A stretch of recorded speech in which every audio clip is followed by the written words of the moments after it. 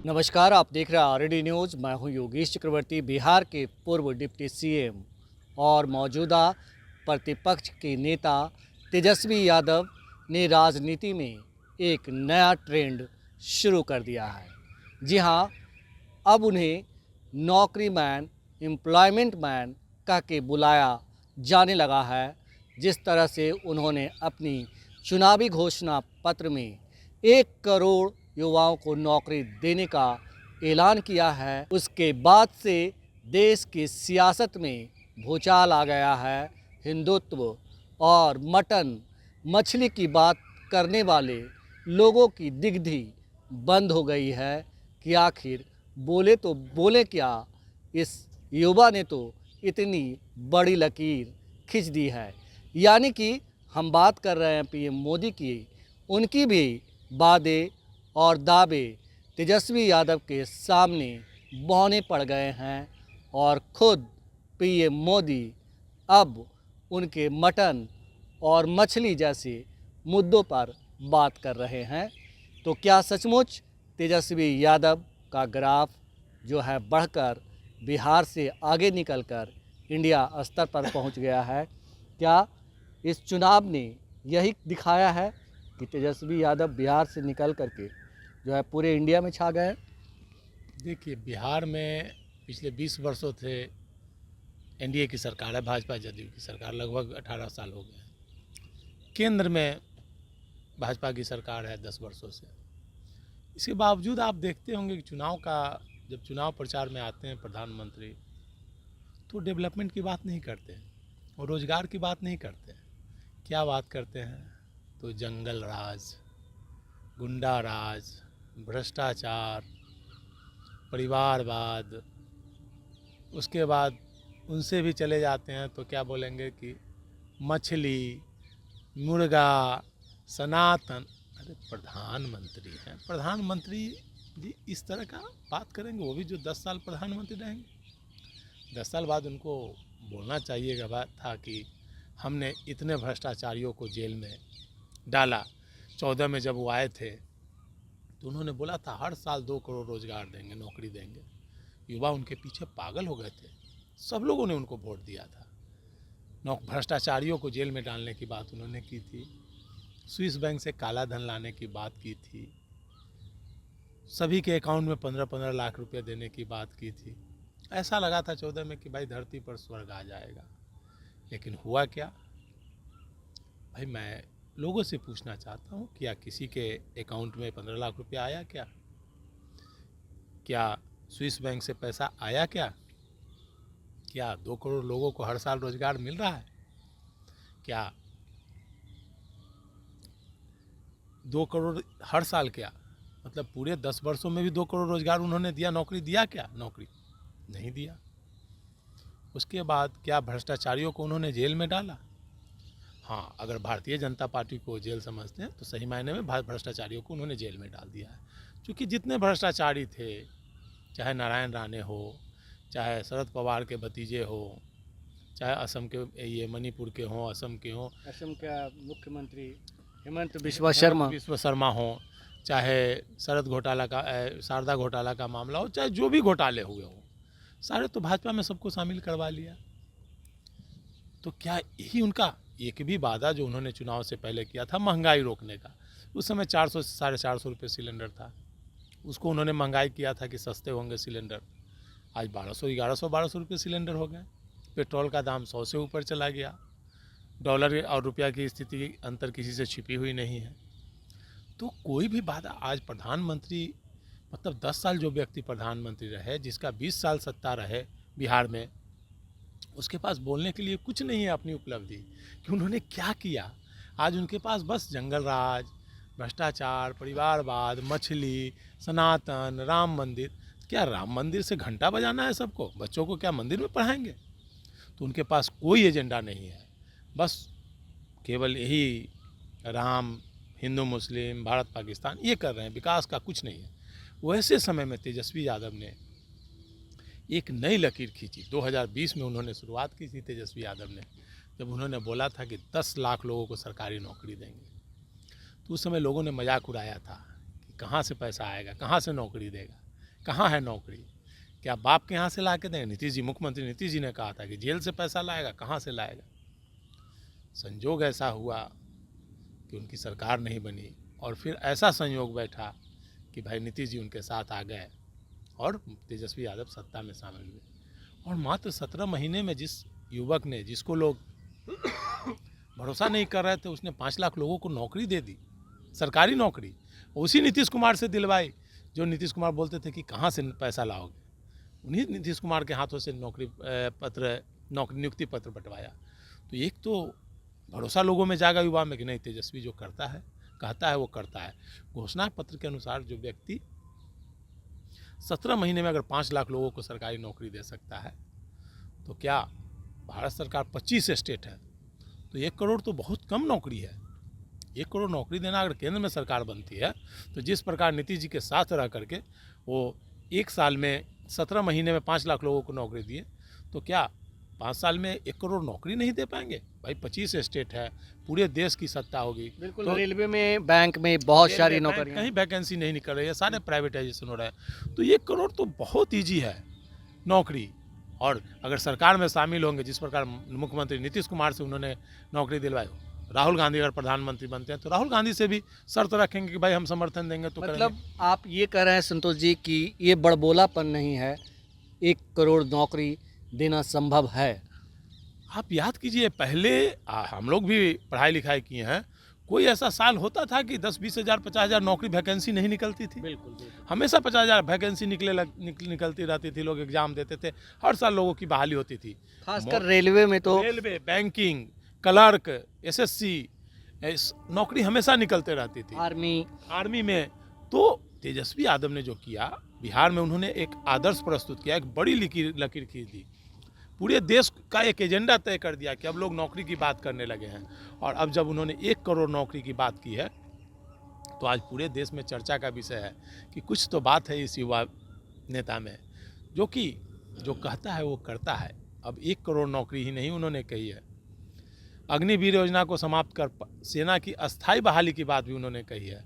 तो आप सेना का कितना मनोबल हमारे देश के सेना का बढ़ा होगा, आप सोच सकते हैं। बिल्कुल, ये राहुल गांधी ने भी ये बात कही है। तो तेजस्वी और राहुल अलग नहीं है, जो कांग्रेस का घोषणा पत्र है, इंडिया का जो है वही इनका भी है। तो राहुल से सहमति लेकर के ही इन्होंने जो घोषणा पत्र तैयार किया है। तो 1 करोड़ सेना में अग्निवीर योजना समाप्त करने की, सेना में अस्थायी नौकरी की, उसके अलावे महिलाओं को 1 लाख रुपए देने की बात की है। तो एक नई लकीर उन्होंने खींची है। अब देखना है कि नरेंद्र मोदी जी की तरह ये खोखला ना साबित हो, लेकिन मुझे नहीं लगता है कि इनकी बात जुमलेबाजी में साबित होगी, क्योंकि जब मुख्यमंत्री नहीं बने तब 17 महीना में इन्होंने 5 लाख लोगों को नौकरी दी। अभी उधमपुर में पीएम मोदी जो है अपनी भाषण में उन्होंने कहा कि कुछ लोग जो है कब सावन के महीने में मटन बनाते हैं, हेलीकॉप्टर में मछली खाते हैं और उसका वीडियो डालकर चिढ़ाते हैं। तो ये लोग जो है सनातन विरोधी हैं, हिंदुत्व विरोधी हैं। क्या पीएम मोदी के पास इसके अलावा कुछ और बोलने को नहीं रह गया था, जो उन्होंने लालू यादव, राहुल गांधी ने जो मटन बनाया था उसका, और तेजस्वी और मुकेश सहनी ने जो हेलीकॉप्टर में मछली खाई थी उसकी जिक्र उन्हें करनी पड़ रही है? देखिए, मतलब देश का दुर्भाग्य है कि हमारे प्रधानमंत्री जी डेवलपमेंट की बात नहीं कर रहे हैं, विकास की बात नहीं कर रहे हैं। उन्होंने 10 साल में क्या किया ये नहीं बताते हैं। एक नया युवक जो कुछ नहीं है, अभी एक एमएलए है, नेता विरोधी दल है बिहार का एक युवा, वो उनको पानी पिलाए, उसको लेकर के देश भर में मछली की बात कर रहे हैं, सनातन की बात करते हैं, हिंदू मुस्लिम की बात करते हैं, मंदिर की बात करते हैं। अरे भाई, प्रधानमंत्री हैं, डेवलपमेंट की बात कीजिए। आपने स्विस बैंक से कितना पैसा लाया ये तो बताइए, आपने कितने लोगों को नौकरी दी ये तो बताइए, आपने कितना काला धन लाया ये तो बताइए, आपने कितने भ्रष्टाचारियों को सजा दिलवाई 10 साल में ये तो बताइए, आपने क्यों कानून बनाया रिश्वत लेने के लिए ये तो बताइए। ये संतोष जी, आपको याद होगा 2014 में एक नारा था, अच्छे दिन आने वाले हैं। प्रधानमंत्री अपनी हर रैली में कहते थे अच्छे दिन आने वाले हैं, लेकिन अब अच्छे दिन के वादे मतलब अच्छे दिन भी भूल गए शायद पीएम मोदी। नहीं, देखिए, प्रधानमंत्री जी ने बोला था अच्छे दिन आने वाले, तो उन्होंने गलत नहीं कहा था। अच्छे दिन आए नहीं, भारतीय जनता पार्टी के अच्छे दिन आ गए, नरेंद्र मोदी जी के अच्छे दिन आ गए, उनके अमित शाह जी के अच्छे दिन आ गए कि उनके बेटा क्रिकेट कंट्रोल बोर्ड का चेयरमैन पिछले 5 वर्षों से, कई वर्षों से हैं। तो अच्छे दिन आए उनके। वो जनता के अच्छे दिनों की बात थोड़ी करते थे, अपने अच्छे दिनों की बात करते थे। आज हर जिला मुख्यालय में भाजपा का कार्यालय बन गया, आज दुनिया की सबसे धनवान पार्टी बन गई, तो उनके तो अच्छे दिन आए ही ना। आम लोगों की बात तो थोड़ी करते थे। अगर आम लोगों की बात करते तो आम लोगों के अच्छे दिन आते। आम लोग आज बेरोजगारी, पेट की आग जल रहा है, पेट भूखे मर रहा है लोग। आज 80 करोड़ लोगों को आप 5 किलो अनाज दे रहे हैं, क्या यही अच्छे दिन है? संतोष जी, कुछ मीडिया ये भी कह रहे हैं कि दावे किए जा रहे हैं मीडिया में कि मोदी के 5 किलो जो अनाज हैं, मतलब तेजस्वी के 5 लाख के नौकरी पर मोदी के 5 किलो का अनाज भारी है। ये सब कहने की बात है। देखिए, मीडिया तंत्र जो मीडिया है, आज की मीडिया है, वो समझिए कि 90% मतलब बिकी हुई मीडिया है। जो कहा जाए कि अडानी, अंबानी, जो भाजपा समर्थक व्यापारी है, उन्होंने खरीद लिया है। तो एजेंडा तय करते हैं कि कैसे भाजपा को मजबूत किया जाए। उन मीडिया को देश की चिंता नहीं है, जिसको गोदी मीडिया कहा जाता है। उनको देश की चिंता नहीं है, वो इसी पर डिबेट चलाएंगे। क्या अगर देश की चिंता होती तो आपने एक दिन भी मणिपुर में जो सेना के जवान की पत्नी का गैंग रेप कहा जाए, सामूहिक बलात्कार, सामूहिक वैसा मतलब भयानक महिला, किसी भी महिला के साथ देश में नहीं हुआ होगा। क्या पत्नी और बहन के साथ? पत्नी और बहन के, सेना के जवान की, जी जी। वो भी कर्नल जैसे पद की। जो तो वो व्यक्ति ने करगिल का युद्ध लड़ा था, उसकी पत्नी और बहन के साथ ऐसी घटना घटी और प्रधानमंत्री ने एक शब्द नहीं बोला। क्या किसी टीवी डिबेट में उस महिला का जिक्र हुआ? किसी ने किया कभी डिबेट?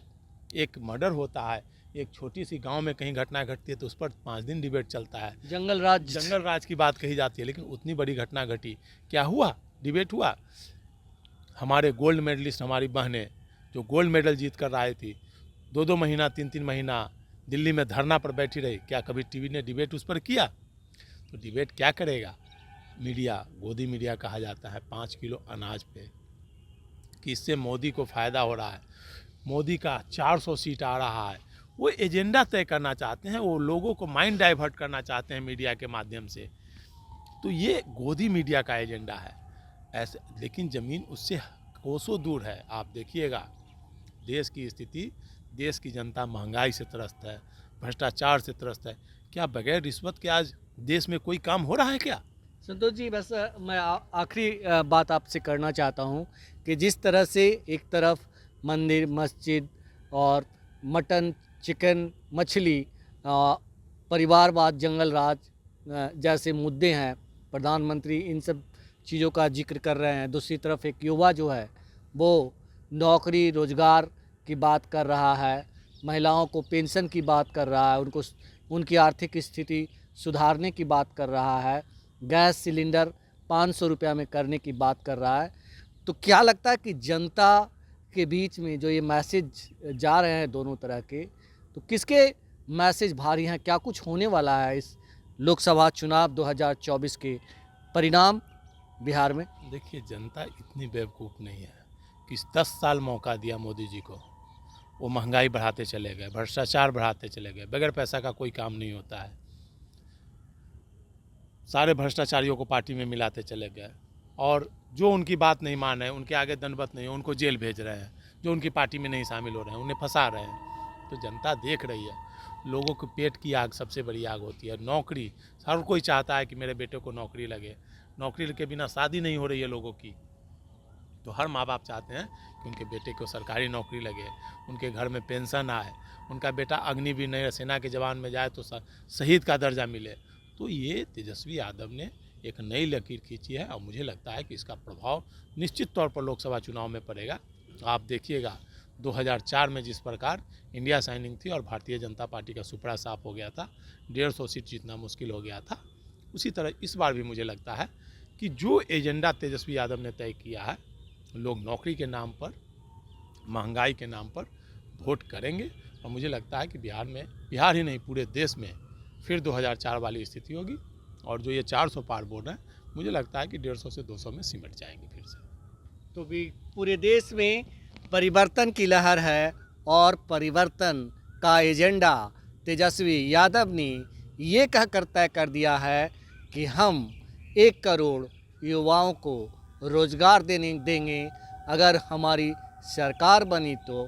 और इसका असर जहाँ जहाँ तेजस्वी की जनसभा हो रही है उसमें साफ देखा जा रहा है। युवाओं का जनसैलाब उमड़ रहा है। फिलहाल हमें दीजिए इजाज़त। आप हमें फेसबुक पर फॉलो करिए, यूट्यूब पर सब्सक्राइब करिए, लाइक करिए, शेयर करिए और कमेंट कर अपना बहुमूल्य विचार और सुझाव ज़रूर दें। धन्यवाद।